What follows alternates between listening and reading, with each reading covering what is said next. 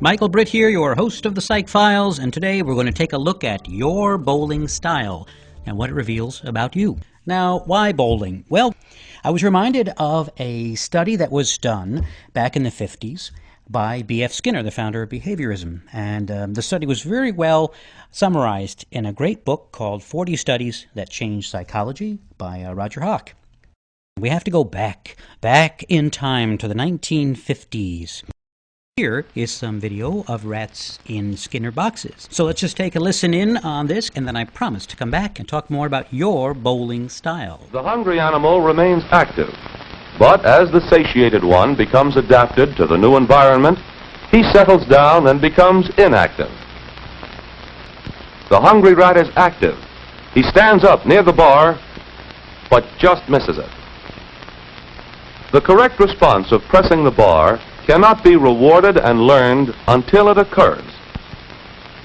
Stands up near the bar, presses it, but since he does not see the pellet and the food cup, he is not rewarded. Now he finds the pellet and is rewarded for approaching the food cup. From now on, he confines more of his activity to the region of the food dish.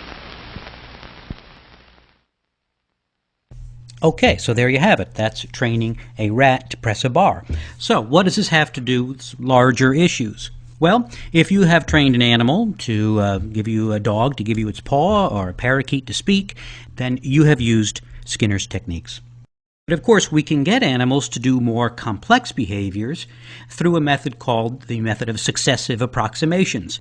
So let's just take a look at some modern video. This is some video taken from YouTube, used by permission by the author. And what you'll see here is the same kinds of principles being used to train a parakeet. Okay, so you see the bird spinning the toy carousel there and gets rewarded. All right, spins it again. Gets rewarded.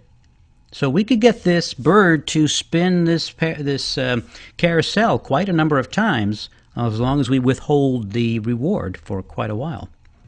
All right, so now let's see how this method of successive approximations can result in a bird who can not only play golf, but he can play basketball, and he can play them both better than me.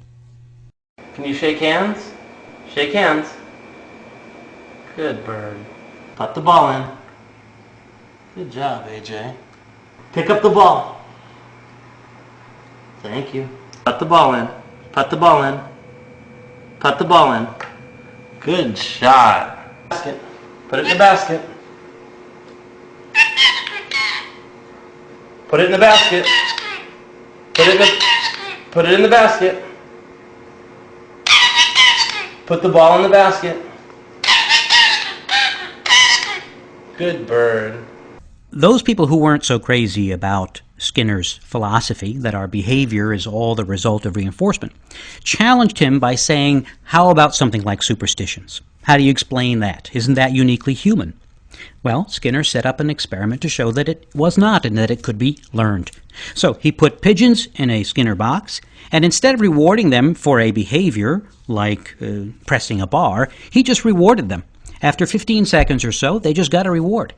And what he found out was these birds adopted unusual behaviors. Some of them were twirling around in circles. Others were pecking in the corner. Why? Because that's what they were doing at the time the reward came to them. Okay, now I promised to relate this to your bowling style, and we're ready. Now, I'm not really interested in your style, that is, how you run down the alley and deliver the ball. What I'm mostly interested in is what you do after you throw the ball. Now watch here. This is a video also from YouTube, used by permission. And here's a young lady bowling. Now watch what she does after she releases the ball. She's got this leaning going on, right? There's a little leaning to the left in this case, right? She's trying to get that ball. All right, and now she'll try again. And here you see again, she's got that lean going. She's leaning to the left there, trying to influence the ball. Actually, what's happened is the ball has influenced her. The ball is released, and at one point in your experience, a movement of your body coincided with the ball knocking down some pins. The ball has conditioned you. That is why many of us, after releasing the ball in bowling, have adopted a variety of behaviors. Now, one last thing to observe in this video. Watch the younger boy to the right of your screen. He really has got the lean going. Okay, one final example of superstitious behavior, which would be explained by this very same process. Now, here are my children in the mall demonstrating for me, acting out. I swear they do this in reality, but I did ask them to act this out.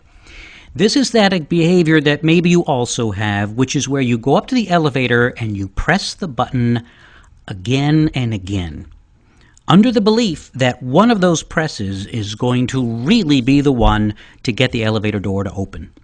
And luckily, one of the times that my daughter pushes the button, the door opens. So you know what? I guess I have conditioned her for life to press elevator buttons. Well, there you go. Well, folks, that's all for the Psych Files for today. I hope you found this interesting, and we return to our audio format next week. Hope to see you then. Thanks a lot, and take care. Feel free to visit the website at www.thepsychfiles.com and leave a comment, question, and I'll be happy to return that. Till next time, this is Michael Britt saying thanks a lot for watching the Psych Files.